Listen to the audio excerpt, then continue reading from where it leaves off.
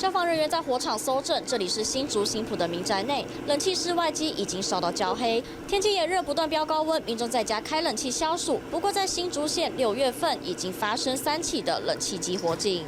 像是有民众开冷气时发现冷气都不凉，1周以后才打开冷气15分钟，冷气就跳电了，接着就听到爆炸声，然后看到室外机已经起火。我们最常发现就是室外冷气的室外机可能有压缩机的故障，它的电源线可能会有异常，然后发生了火灾。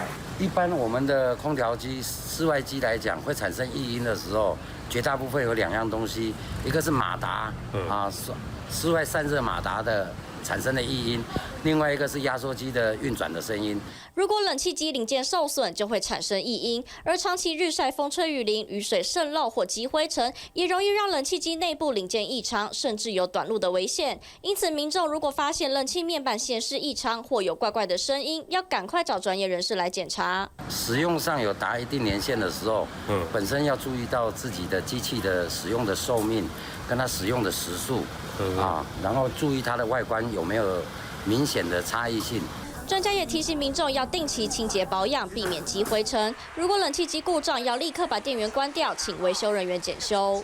许多都是隔了大半年后才再开冷气，民众要多留意，有任何异状赶快排除，以免发生意外。TVBS 新闻陈世明、李芷涵新竹报道。网上看新闻，请下载 TVBS App 或直接按订阅 TVBS 新闻频道。